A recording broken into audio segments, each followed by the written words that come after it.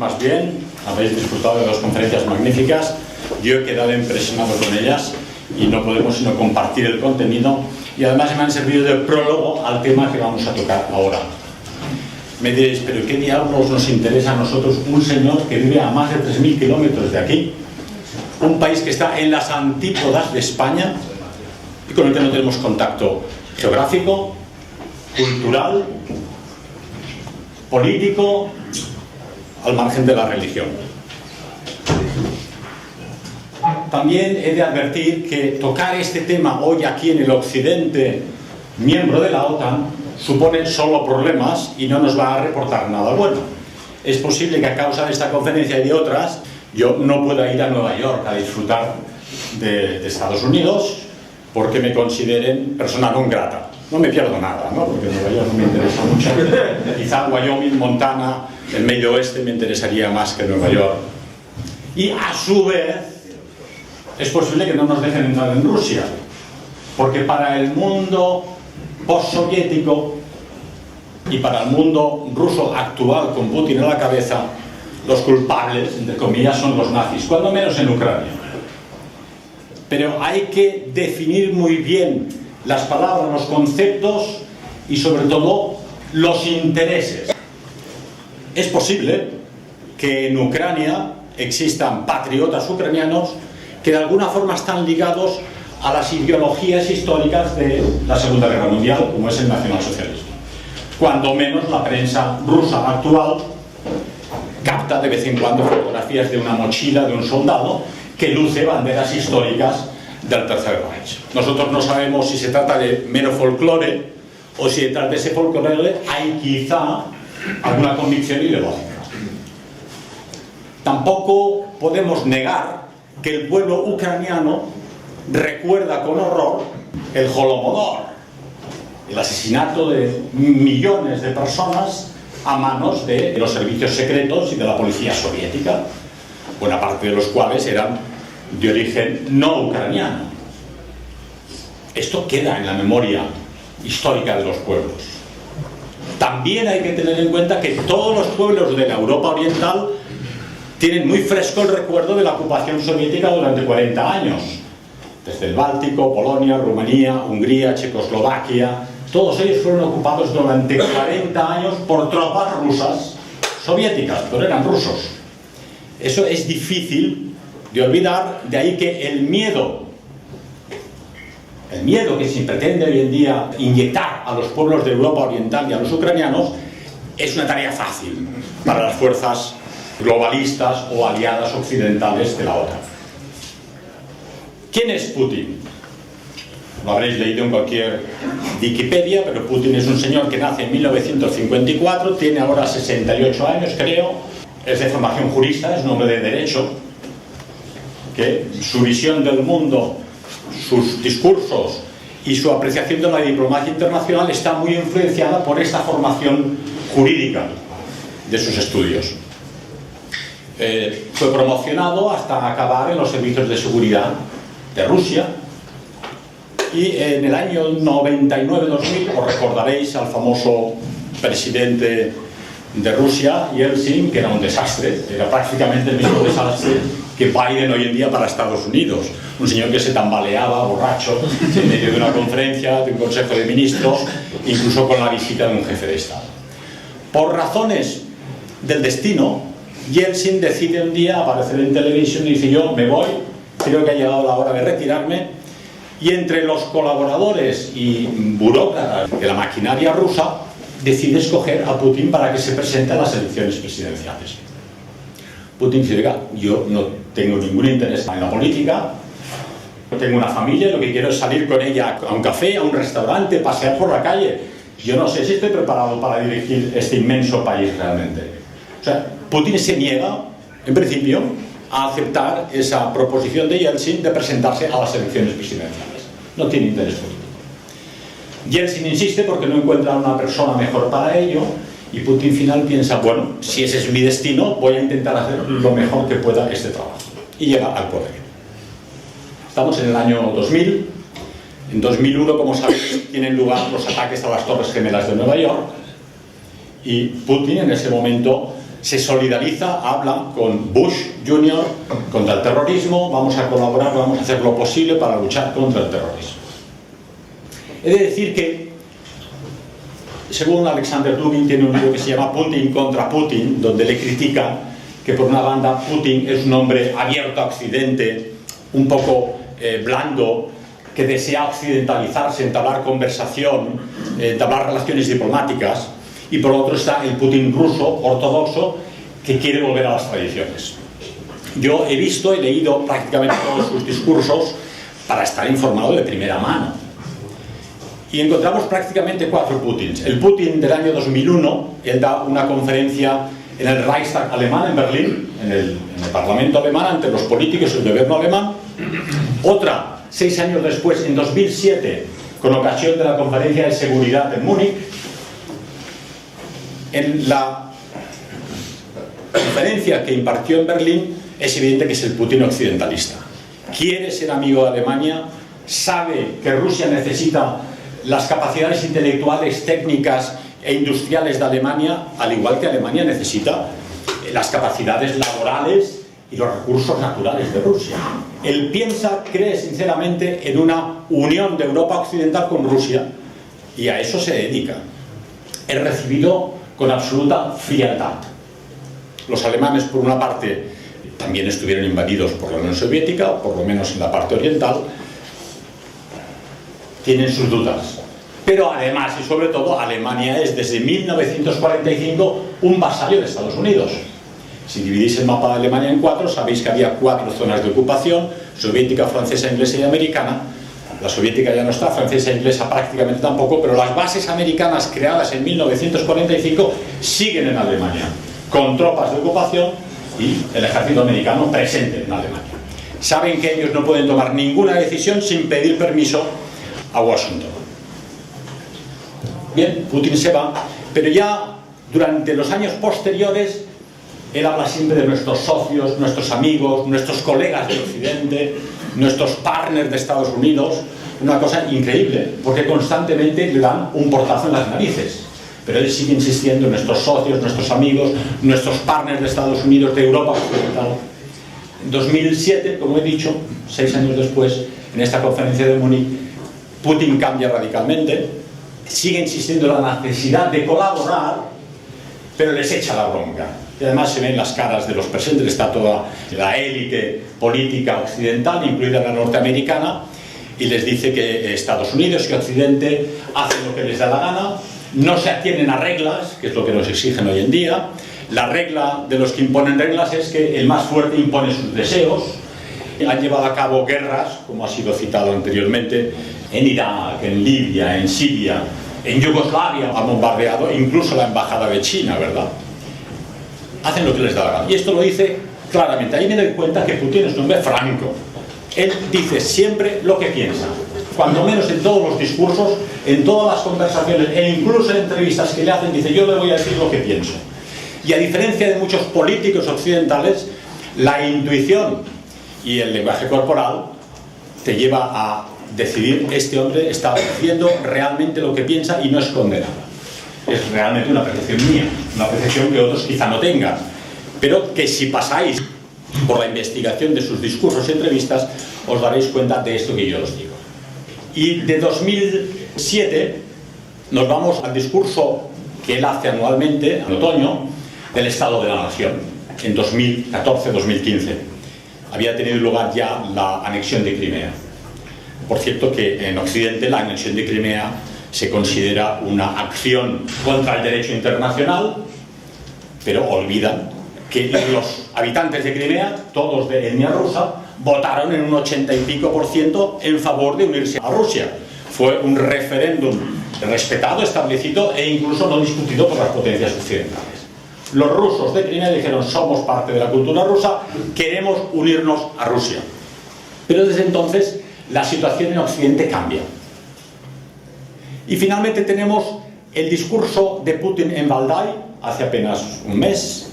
En Valdai tiene lugar, en una zona de Rusia, anualmente una concentración de intelectuales, ingenieros, científicos, políticos, donde se habla pues un poco de todo. pero lógicamente en esta ocasión se ha hablado especialmente de la cuestión de Ucrania y de la guerra con la OTAN. Bien, esto es lo que tenemos que decir de Putin. Pero antes de abordar más a fondo a Putin, tenemos que abordar la otra parte. Porque si nos hacemos la pregunta ¿qué quiere Putin?, forzosamente tenemos que preguntarnos ¿qué quiere Biden? ¿Qué quieren la Casa Blanca y el Pentágono? Hay muchísima documentación y los hechos lo corroboran, que el interés principal de Estados Unidos es mantenerse como potencia hegemónica a nivel planetario. Potencia hegemónica que solo puede conseguir, primero, dominando todos los océanos del planeta, cosa que ya hace con su flota, pero a su vez tiene que discutir esa posible potencia euroasiática que formaría el eje París-Berlín-Moscú. Porque en la geoestrategia se considera que hay dos posibles bloques de poder en el planeta. Uno son la tasalocracia, que denominan, que son aquellas potencias marítimas, hablaríamos de Inglaterra y Estados Unidos, que pueden expandir por los mares su poder, pero no pueden imponer en otros países con tropas. Ellos pueden destruir Irak, pero no pueden ocupar Irak constantemente hasta el final. Ellos pueden discutir a Rusia, pero no pueden ocupar una potencia que abarca desde Japón, desde las Islas Kuriles hasta Polonia. Es imposible físicamente, ¿verdad?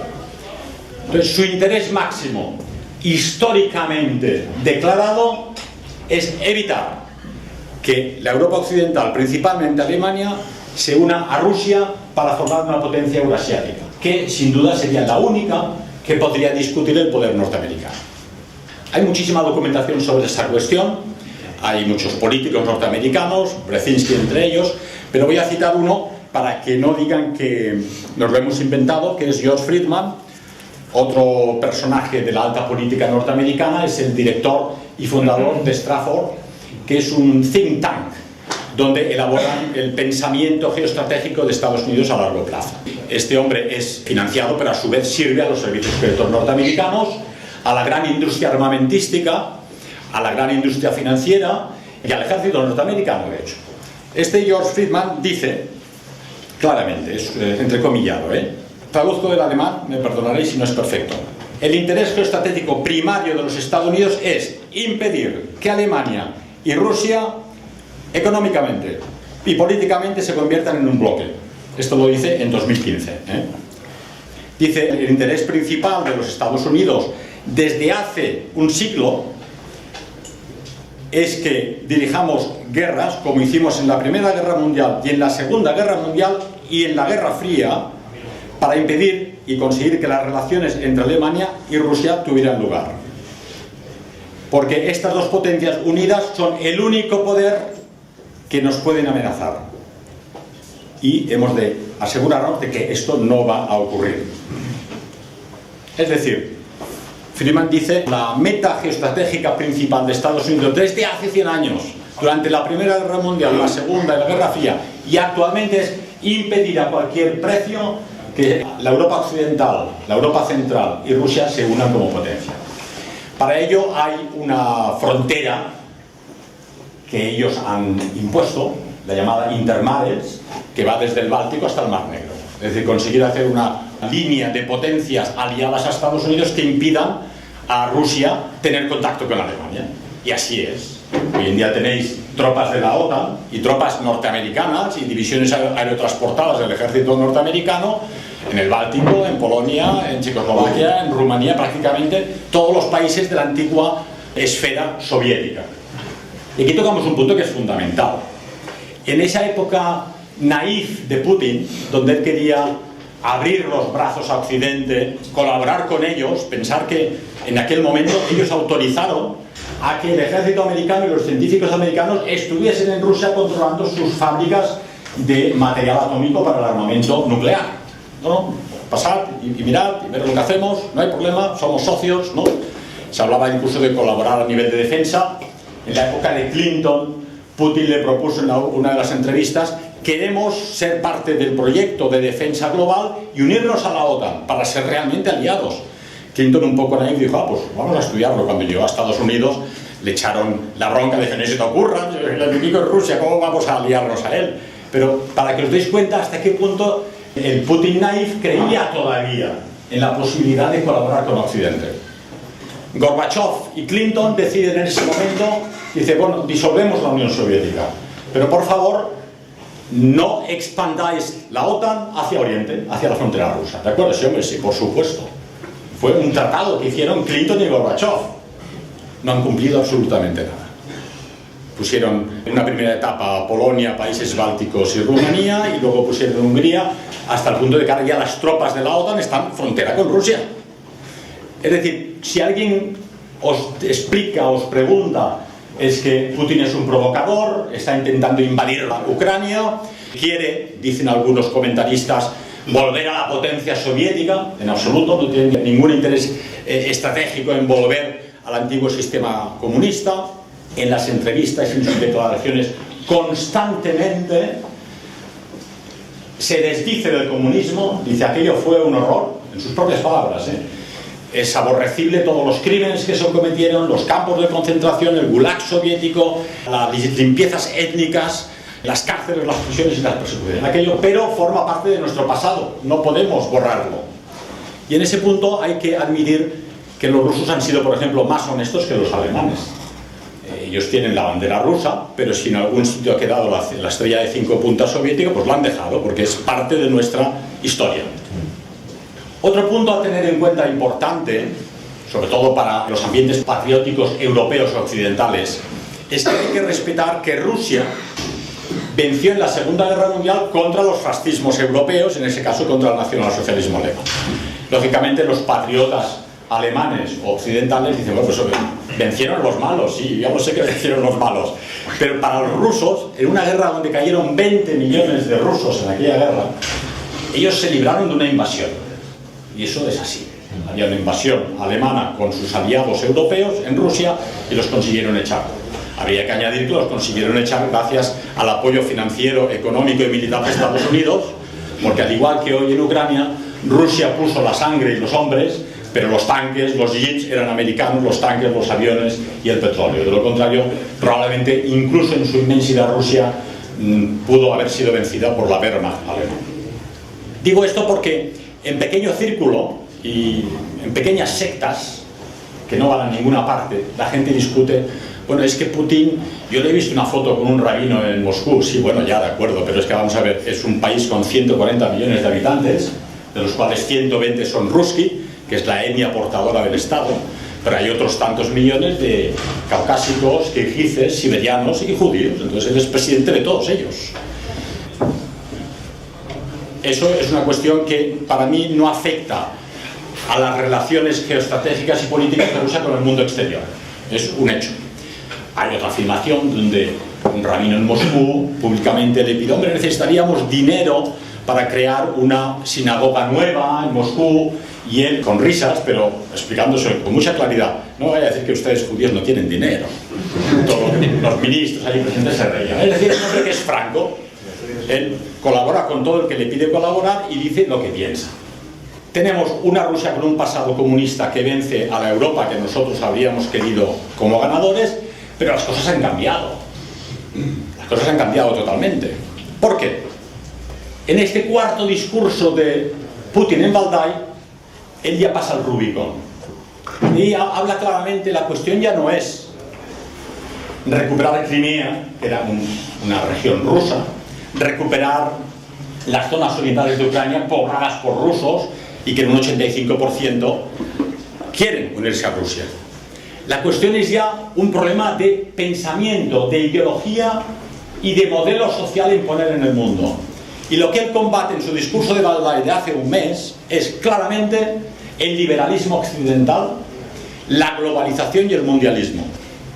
Y dice, el problema es que Occidente no solo pretende una expansión militar hacia las fronteras rusas, ellos están ávidos de los recursos rusos. Pensar que en la lista de recursos mundiales Rusia está en el número 1, después viene Estados Unidos, luego viene China. Recursos me refiero petróleo, gas, bosques, oro, diamantes, los recursos naturales que tiene el país. Muchos estrategas norteamericanos dicen, hombre, es que Rusia tiene en Siberia unos recursos naturales inconmensurables que no hay derecho que los tenga Rusia. Y él dice, bueno, ¿cómo que no hay derecho que los tenga Rusia? O sea, que quieren tenerlos ustedes. El plan a largo plazo es dividir Rusia en pequeñas regiones y poder quedarse las riquezas naturales de Rusia. Eso también. Pero el Putin de Valdai de este año dice claramente, yo no tengo nada en contra de que ustedes en Occidente quieran promover ideologías antinaturales, y él dice, por ejemplo, el homosexualismo, perfecto, háganlo, pero no pueden obligarnos a nosotros a adoptar unas políticas, unas ideologías que con nosotros no van. Claro, eso es una declaración de guerra ideológica al liberalismo líquido actual. Él dice, esta potencia dominante en Estados Unidos y sus élites, habla claramente de sus élites, lo que quieren es un gobierno mundial, pero un gobierno mundial forzosamente y por definición tiene que acabar primero con las patrias, tiene que acabar con las naciones, tiene que acabar con los pueblos. Y dice Putin con una visión bastante inteligente, dice, si uno observa a los políticos occidentales, hablan siempre a 4 años vista, las próximas elecciones, a 2 o 3. Yo estoy hablando de dentro de 10 años, de cómo será el mundo dentro de 25 años. Un gobierno mundial no será posible, declaración de guerra a largo plazo. Y expandir la ideología liberal occidental al mundo entero es un crimen, porque pretende que todos los países del mundo bailen al mismo son que Occidente. Hay que respetar, dice él, todas las culturas, todas las religiones, todas las patrias y todas las formas de ver el mundo. Nosotros rusos tenemos una forma de ver las cosas de otra forma.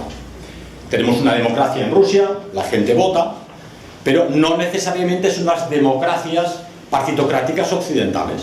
Prueba de ello, evidentemente, Putin llegó al poder en el año 2000, entró Clinton, seguía Putin en Rusia, entró Bush Jr., seguía Putin en Rusia, entró Obama en Estados Unidos, seguía Putin en Rusia, entró Trump en Estados Unidos, seguía Putin en Rusia, y ha entrado Biden y sigue Putin en Rusia.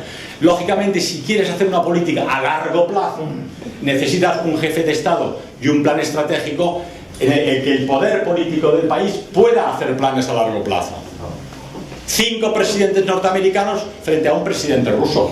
Un presidente ruso que además tiene al 72% de los votantes en favor de la acción militar en Ucrania y al 82% de la población en favor de Putin. A pesar de la publicidad, de la propaganda, de las dificultades económicas y financieras, de las víctimas que caen en la guerra de Ucrania, la población rusa está con Putin. Es evidente que la capacidad de dirección de un presidente que lleva 22 años en el poder frente a 5 presidentes norteamericanos es otra historia. Pero dice Putin, ustedes han cambiado de presidente 5 veces, pero en el fondo no ha cambiado nada. Su política estratégica a largo plazo es la misma. Neutralizar a Rusia y intentar conseguir hacer de Ucrania, y él constantemente dice, queremos ser lo más amables, afables, cuidadosos con nuestros hermanos ucranianos. Somos un mismo pueblo, somos una misma cultura y una misma religión. Sabéis por la historia que el Imperio Ruso, la Rusia, se fundó en Kiev. Rurik el vikingo, los varegos, los vikingos suecos fundaron Rusia. Y fue el primer principado, aunque luego no tuviera tanta importancia como los principados del norte, ¿verdad? Se da uno cuenta que en esta guerra él intenta el mínimo de víctimas civiles y militares, y lo que intenta es destruir la potencia militar de Ucrania y la potencia de la OTAN en Ucrania. E intenta evitar el máximo posible víctimas de todo el ejército ruso, que esos son mamás en casa que lloran y chavales que se pierden para siempre, ¿verdad? Creo que es una política comedida e inteligente, pero se enfrenta al gran dilema, y en estos 4 discursos que he mencionado, en este último ya tiene clarísimo que él ha cruzado el Rubicón y que no hay vuelta atrás, porque el enemigo no va a cambiar de meta. Él tiene presente, he visto en algún sitio, las filmaciones de Saddam Hussein siendo asesinado después de la destrucción de Irak, o de Gaddafi siendo brutalmente asesinado, y las risas de la señora Clinton, ¿no? Hemos venido, hemos visto y lo hemos matado, ¿no? Un crimen contra la humanidad y un crimen de guerra total, sin juicio previo, ¿verdad? Pero claro, Putin no es Gaddafi y no es Saddam Hussein, él ha visto las orejas al lobo, y Rusia no es Libia ni es Irak. El pueblo ruso tiene una concepción que es interesante conocerla de la vida mística del mundo. hasta el punto de que se habla de una visión mesiánica de los rusos que tienen de sí mismos. Existe, como sabéis, en la escatología cristiana, la idea de la primera Roma, la Roma italiana, la segunda Roma, cuando se hundió el Imperio Romano en Constantinopla, y la tercera Roma, que sería la Santa Rusia, ¿verdad? Y ellos consideran, tienen el instinto o la intuición de que Rusia tiene una misión escatológica para el futuro, para salvar a la humanidad. Yo ya no me meto en estos líos, pero hay que tenerlo en cuenta. La mentalidad rusa piensa que la tercera Roma es Moscú y que la Santa Rusia ayudará al mundo a librarse de las potencias del mal. Tocamos ya temas un poco místicos, ¿verdad? Pero pensar que en Metropolita hay los grandes patriarcas, no tienen papa los ortodoxos, tienen patriarcas y luego tienen los metropolitanos. El metropolitano de San Petersburgo publicó en el año 94 una edición de 20.000 ejemplares de los protocolos de los ancianos sabios de Sion. Como sabéis, los protocolos de los ancianos sabios de Sion son falsos, porque yo ya estuve en prisión por causa de decir que eran verdaderos, ya he corregido.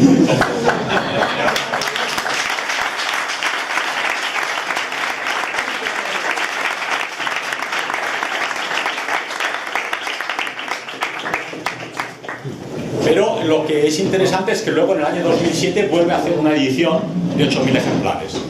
Yo no sé hasta qué punto los rusos leen estos libros y a qué público va dirigido, pero si el metropolitano de la Iglesia Ortodoxa en San Petersburgo edita este libro, que como todo el mundo sabe no es verdad, pues demuestra una tendencia a otra cuestión importante de la que es acusado Putin y los rusos desde Occidente: la conspiranoia.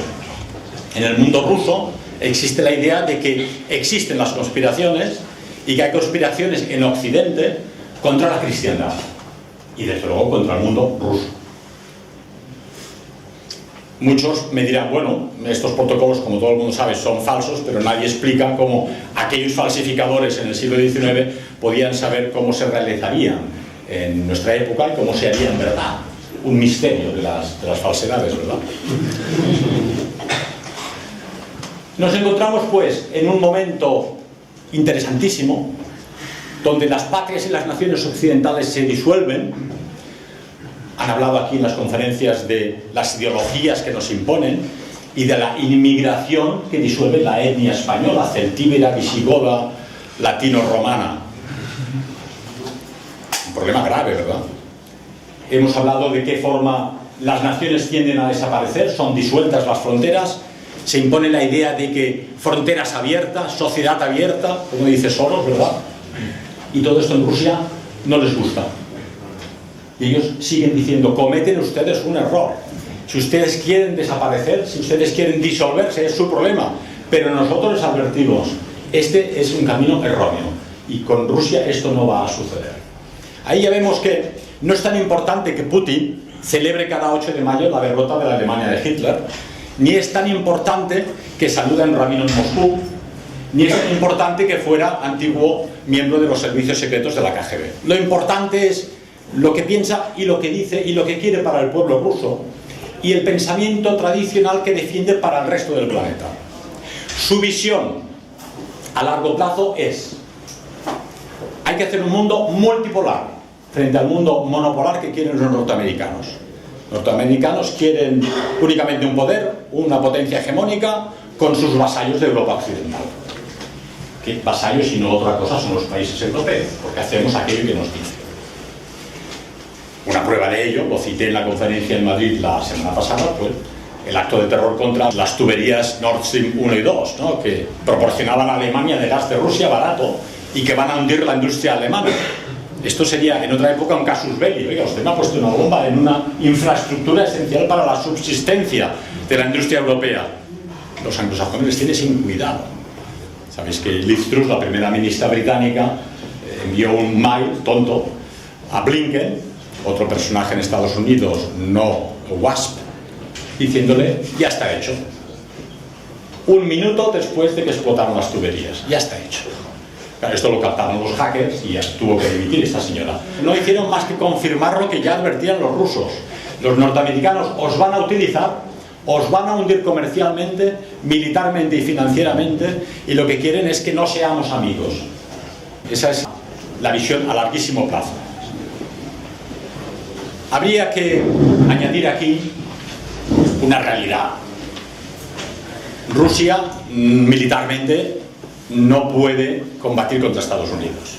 Primero, Estados Unidos es un país con prácticamente doble de habitantes, de 140 millones, creo que Estados Unidos está en 340 millones de habitantes. La inversión en armamento militar en Estados Unidos es de 650 billones y Rusia invierte 88 billones. Para Rusia es un 3% del PIB, es mucho, pero entre 88 y 650 es difícil. El desarrollo tecnológico de Estados Unidos está a años luz del ruso. Y las posibilidades económicas son inmensas. Una cosa tiene Rusia que no tiene Estados Unidos, y es que tiene el país unido, he dicho, 82% de votantes favorables a Putin. Incluso él dice, ¿sabe cuál es la diferencia de nuestra inmigración y la suya? Los musulmanes, por ejemplo, en Rusia, se sienten rusos. Son musulmanes, pero han estado aquí toda su vida. Este es su país, es su patria. Son musulmanes, pero primero rusos. Los suyos vienen de fuera e importan ustedes poblaciones halógenas que vienen de otras culturas, de otras naciones y de otros países. El musulmán que ha nacido en Rusia, él es ruso y va a combatir con los rusos. Otra cosa son los problemas con las repúblicas. Georgia, una guerra que también inició Estados Unidos, Afganistán o todas estas exrepúblicas soviéticas. Eso es importante tenerlo en cuenta. Y luego dice otra cosa muy interesante. Dice, y además, esto que defendemos nosotros, no lo defendemos solo nosotros.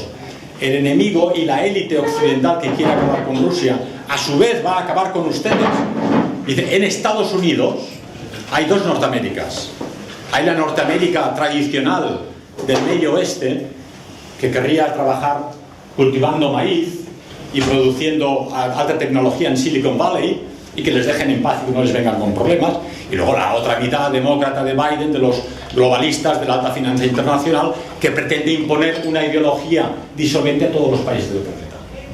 Putin personalmente ve claramente que las cosas van a ir en la dirección que él indica, que los países se van a unir poco a poco alrededor de pequeñas potencias que discutirán a la potencia hegemónica, al hegemón norteamericano, su dominio. Quiero lanzar aquí un mensaje de cariño y amistad hacia el pueblo norteamericano. Yo he sido siempre muy pro-norteamericano, primero porque son europeos, son un apéndice cultural de Europa. Son cristianos, son blancos, son simpáticos, son amables, son trabajadores, son abiertos. El pueblo norteamericano es muy noble y quienes hayáis tenido la oportunidad de conocerles, habréis visto que el pueblo norteamericano sencillo es gente estupenda. Y que sufren, igual que sufrimos nosotros, los mismos problemas. Están siendo utilizados como carne de cañón por una élite dentro de su propio país para imponer esas ideas alrededor del mundo. La prueba de lo que dice Putin, los BRICS, Brasil, Rusia, India, Sudáfrica, Turquía ahora parece ser, y acaban de apuntarse, como se apunta uno a un club, 12 nuevos países quieren ser parte del BRICS. Esto es una bofetada en la cara de la élite norteamericana, porque están reuniendo alrededor de esta idea de un mundo multipolar cada vez a más países. Y una noticia de ayer: el primer ministro de Japón ha decidido que nosotros ya no participamos en las sanciones contra Rusia, somos amigos de Rusia, seguiremos colaborando y vamos a ayudarles a construir un pipeline, una tubería de gas entre Rusia y Japón, etc. Es decir, una primera potencia industrial ha dicho no a las sanciones contra Rusia. Entonces, estamos en un momento muy interesante, muy peligroso, un momento de la historia difícil, donde todo nuestro occidente cristiano, español y europeo parece disolverse en nuestros pies, los valores desaparecen, pero surge en ese mundo que piensa en términos mesiánicos esa idea de la lucha espiritual. Y esa idea la comentaba la semana pasada en Madrid este pensador francés Joseph Indy, muy interesante. Él dice, hay en la Biblia la idea del catejón, una palabra griega que quiere decir aquel que se opone a la llegada del anticristo. Han habido en la historia varios, y no tiene que ser solamente uno. Para muchos alemanes, en su época, lógicamente esto aquí no se puede decir, pensaron que Hitler era un catejón, porque claro, se enfrentaba al horror de la invasión soviética con todos sus terrores de toda Europa, y los pararon en Berlín. ¿Fue o no un catejón? muchos católicos españoles piensan que Franco era el catejón en España que impidió hacer de España una república soviética y reinstauró la fe católica para los españoles. Esto con la ley de memoria democrática ya no se puede decir, por eso digo que hay católicos que lo dicen, yo no digo ni afirmo ni niego.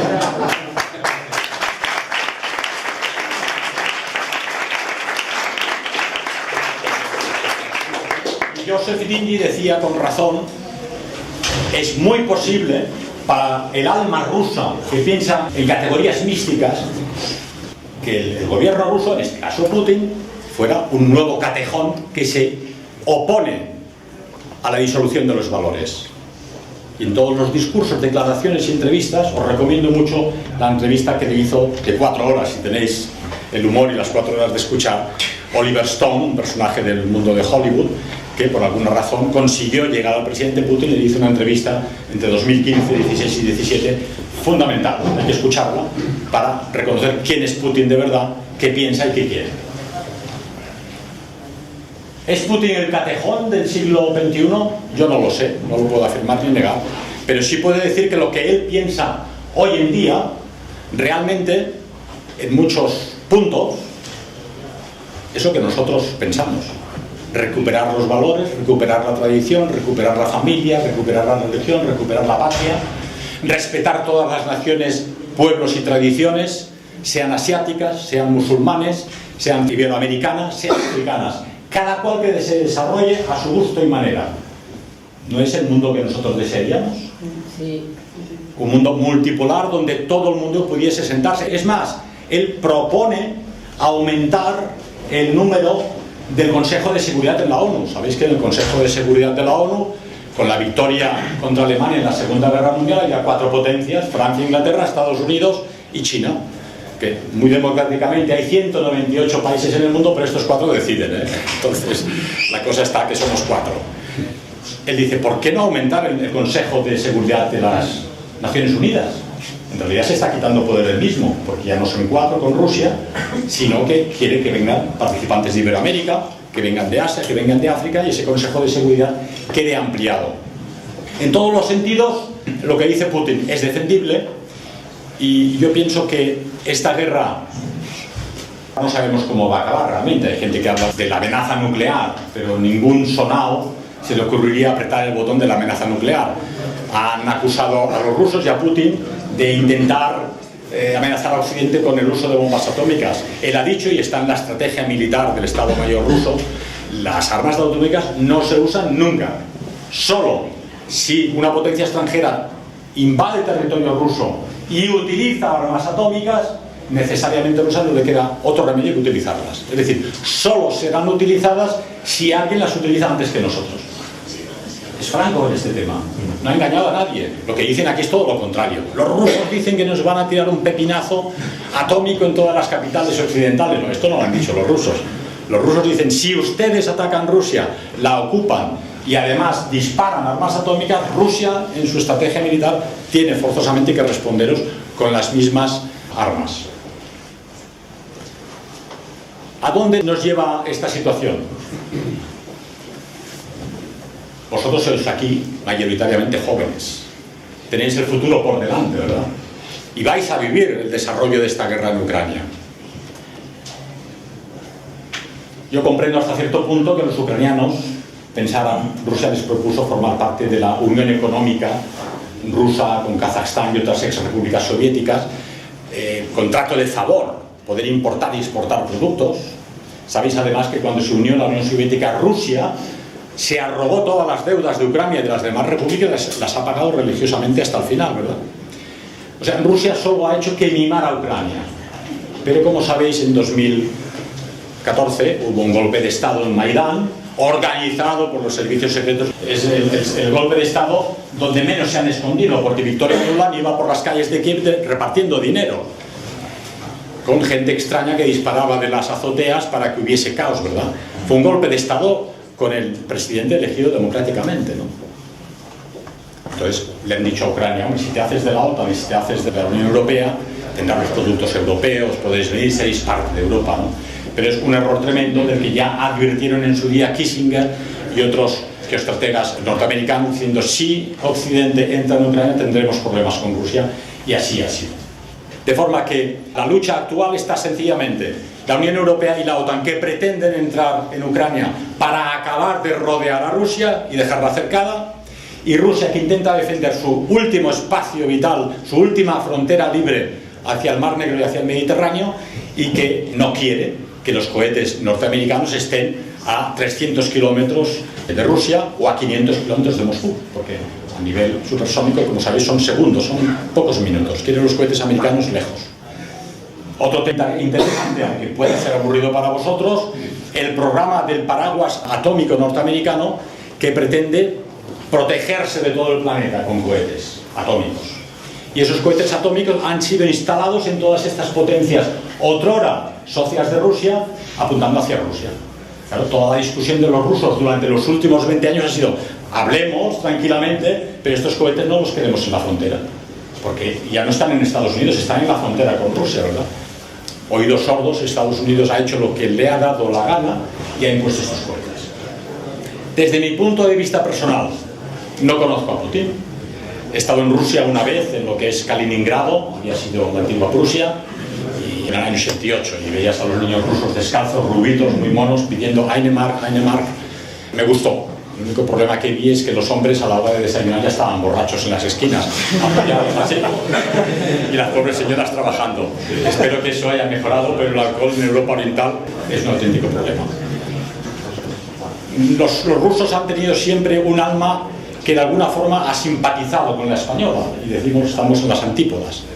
Son dos países, tenéis explicaciones y versiones de los soldados de la División Azul diciendo lo bien que se llevaban con las paniencas, ¿no? Con las chicas rusas y con la población rusa en general.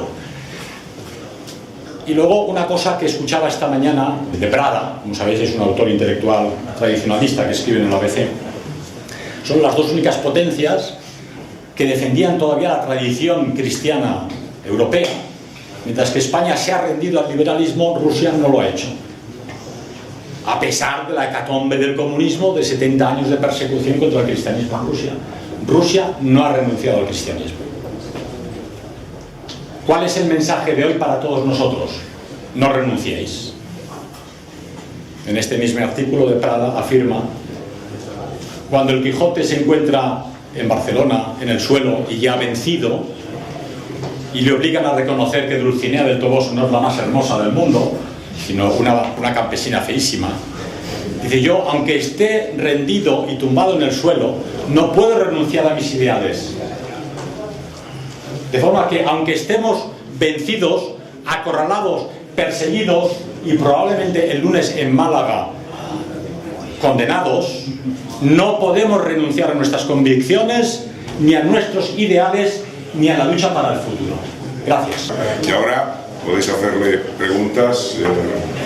A Pedro, yo te quería comentar, has comentado el mayo del 2014, a Yanukovych, el golpe de Estado que hace por ser prorruso, porque querer la unión aduanera con Rusia y otras creo que eran tres repúblicas, y le dan un auténtico golpe de Estado, que Occidente se calla totalmente y ponen a los suyos, que son los pro-europeos, y a partir de ahí es cuando empieza todo el follón, ni más ni menos. Y Yanukovych además pide a Rusia que invada, que como legítimo presidente, que había sido derrocado dos veces, porque fue en 2005 le hicieron lo mismo, con la Revolución Naranja, y volvió a ganar las elecciones, y en 2014 le vuelven a dar otro golpe de Estado y pide a Rusia que invade, y Putin no lo hace. Con una guerra civil que costó 14.000 muertos. Y desde entonces están en guerra, que son la gente, desde entonces están en guerra en Donbass y en las zonas que quería ocupar. Eso es lo que calla siempre Occidente, y de hecho tenemos una cosa muy clara: las primeras imágenes que teníamos de la guerra de Ucrania eran todas las casas derruidas en 2014, que estaban todas, parecían como que la habían arrasado los rusos, estaban todas las casas derruidas, sí, pero sin una llamarada, sin un bombardeo, sin nada. Y era como nos manipulaba la televisión. Eso era por simplemente puntualizar ese tema. Preguntas de... Muy interesante esto que dices, que no he mencionado. Hace apenas una semana, un personaje de la alta política norteamericana, tampoco Was, dijo claramente, dijo, el problema no es ni Ucrania, ni la potencia nuclear rusa, ni el ejército. El problema es que Rusia es un país ortodoxo que defiende valores tradicionales y que no nos deja introducir la ideología de género ni la LGTB. Es una confesión de parte, no de un mindungui, de una persona del establishment norteamericano, donde confiesa el problema no es ni Ucrania ya no son las tropas rusas, ya no es el armamento nuclear, es la tradición ortodoxa rusa que se niega a aceptar nuestro programa de disolución de la OTAN. Confesión brutal. Eso desancla la naturaleza de esta guerra, así es. Has hecho antes una anotación que yo desconocía porque has hablado de cristianismo todo el rato, pero de que, por ejemplo, los rusos no reconocen a la Iglesia católica, no reconocen al Papa. ¿Qué opinión te merece a ti a día de hoy la Iglesia católica, apostólica y romana a nivel...? La Iglesia católica siempre se acerca al árbol que mejor cobija, esto ha sido así siempre. Y luego pretender que todos los papas sean santos es no conocer la Iglesia católica, porque si nos vamos solamente a los papas del Renacimiento, los Borgia, por ejemplo, que eran de Valencia, los Borja, se llamó Borgia por italianizarlos, era una pandilla de sinvergüenzas, ¿no? Y tuvo que lidiar nuestra magnífica reina Isabel la Católica y Fernando Católico, tuvieron que lidiar bien con esta gente, con esta gentuza. Pero las personas no destruyen una institución, es decir, todo aquello que crean los seres humanos tiene defectos humanos. El mejor ejército del mundo, más disciplinado y ordenado, va a tener algún delincuente, algún sinvergüenza y algún villano.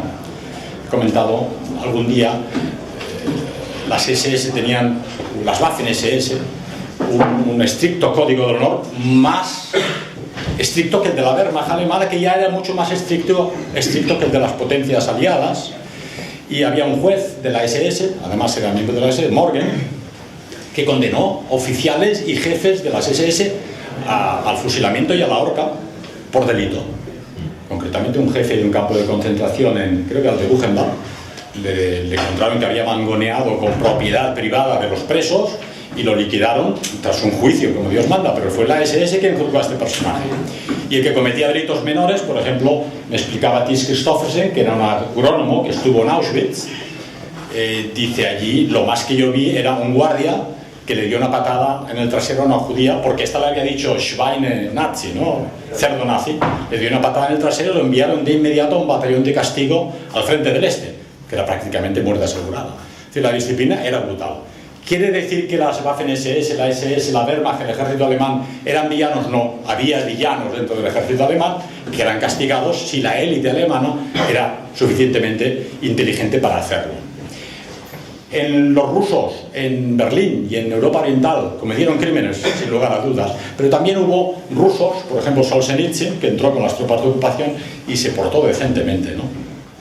Cualquier partido político, el vuestro, tiene gente estupenda, pero seguro que habéis encontrado algún villano en todos estos años que lleváis de lucha política, ¿no?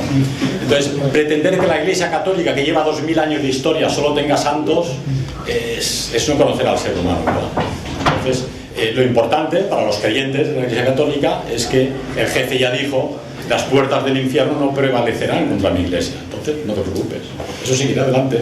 Lo importante es la doctrina no la ha cambiado hasta ahora, ¿no? Si lo intentan ya hablaremos. Ha cambiado, pues que ahora es más pro instituciones internacionales, que hay que obedecer a la ONU, que lo que diga la Unión Europea va a misa, que por qué no abrimos las puertas a todos los inmigrantes y así todos somos musulmanes. Bueno, vale, pero la moral está ahí y el mensaje evangélico sigue ahí, ¿verdad? Entonces no tienes por qué compartir los puntos de vista de todos los personajes de una organización, en este caso la Iglesia Católica, para darte cuenta que la Iglesia Católica es un pilar fundamental de la cultura europea y de la civilización, como dice Putin, porque sin la civilización cristiana la cultura europea no existiría prácticamente. ¿Qué más? Bueno, muchas gracias por la conferencia. Si tú tuvieses que, o sea, no sé cuánto conoces tú del aspecto militar de la guerra, pero si tuvieses que poner la mano en el fuego y decir cómo va a acabar o cómo va a ser el transcurso en los siguientes años, ¿qué es lo que dirías? Complicado. A ver, en principio, cuando uno compara la potencia militar rusa y la ucraniana, la cosa está clara. O sea, si la Rusia de la época soviética hubiese decidido tomar Ucrania, ya estaría invadida completa. No tenían ningún respeto por la vida, la habrían tomado a sangre y fuego, los las muchas divisiones del ejército ruso de entonces, habrían tomado Ucrania sin problema, ¿vale?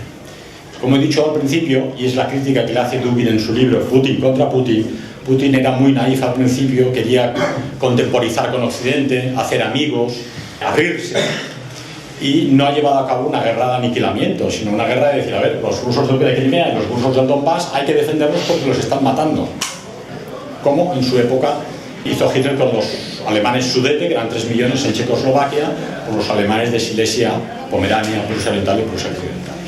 Entonces no le quedaba más remedio que defender a esa población. Pero él quiere hacerlo todo, he dicho al principio, él es un jurista, de forma legal. Respetar, que se hagan referéndums, que haya votaciones y que le den el poder de decidir, nos queremos unir a Rusia, ¿verdad? Y no a sangre y fuego. Eso a nivel militar probablemente es un error. Un jurista y un hombre muy legalista no vencerá nunca una guerra militar. Eso ha sido siempre así. De hecho, Estados Unidos sus guerras las ha llevado a cabo de forma ilegal. Fue ilegal el bombardeo de Serbia, de Belgrado, fue ilegal el de la destrucción de Irak, con unas armas de destrucción masiva que nunca existieron, y fue ilegal la invasión de Libia, ¿verdad? Como en Siria, hasta que Putin dijo, hasta aquí hemos llegado, a Siria no la destruís. Entonces Rusia ha ayudado a Siria y, curiosamente, han conseguido aniquilar las fuerzas terroristas en Siria, cosa que los aliados en Afganistán y en otras regiones conflictivas no han conseguido limpiar. De hecho, la salida de Biden de Afganistán ha sido casi vergonzosa, ¿verdad? Entre otras cosas porque probablemente a la potencia hegemónica le interesan estos focos de tensión, ¿verdad? Pero yo creo que si no provocan a Putin o a Rusia con mayores efectivos militares y con una invasión del territorio ruso o bombardeado población civil en Rusia, yo no veo a Putin queriendo invadir toda Ucrania, aunque estratégicamente le conviene, porque tendría la frontera de los cohetes balísticos norteamericanos fuera de Ucrania y más lejos de las fronteras rusas actuales, ¿verdad? Entonces, Stalin, te puedo asegurar que ya había tomado Ucrania. Putin no quiere, porque lo quiere hacer todo por la vía legal y quiere todavía, naif él, hacer paces con Occidente y quiere llegar a acuerdos con Occidente y ser amigos. Pero ya digo, ha evolucionado en estos 4 discursos, del año 2001 en Berlín, del año 2007 en Múnich, del año 2015 en el Estado de la Nación y 2022 en Baidán. Si lo escucháis, él se ha dado cuenta que ha pasado el Rubicón y claro, la guerra es ya espiritual, metafísica.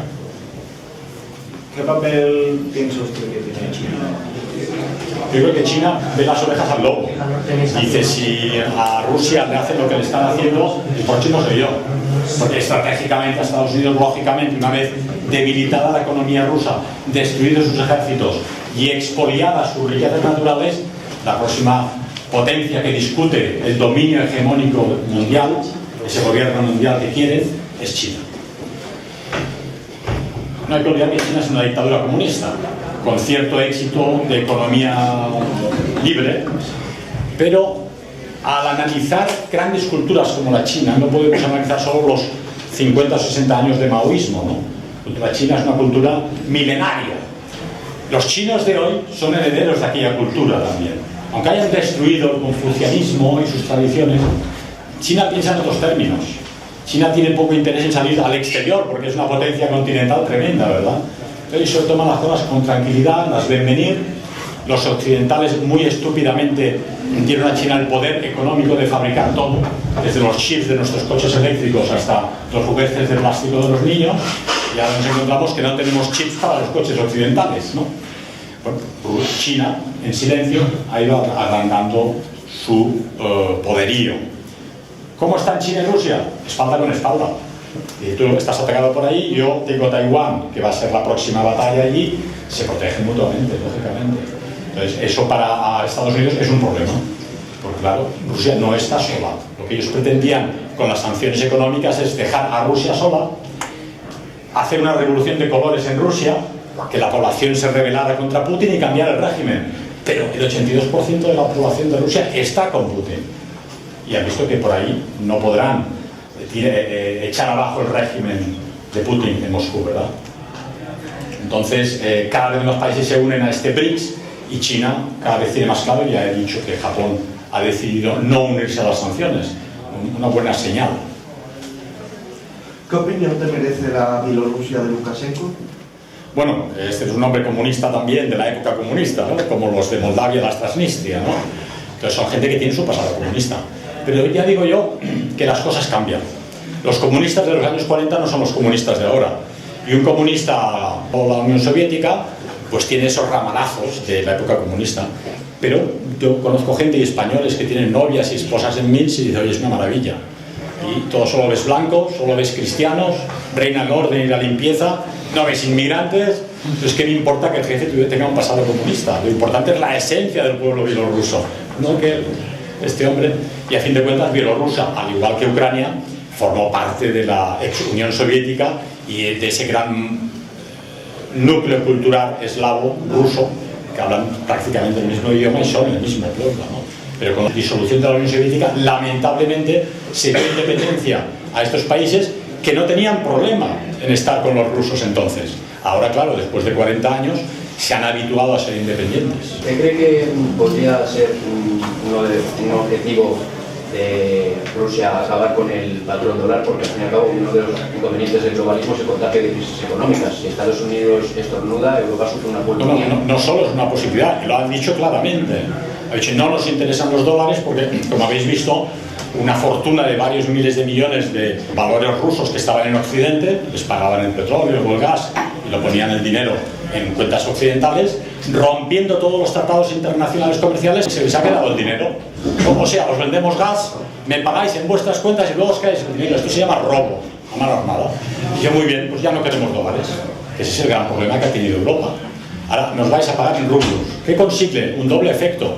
Debilita al dólar como moneda de intercambio internacional, que no la quiere nadie, y que está bajando de valor porque cada vez hay más países que están buscando una alternativa al dólar como moneda de pago internacional. ¿Por qué no pagamos con nuestras monedas propias?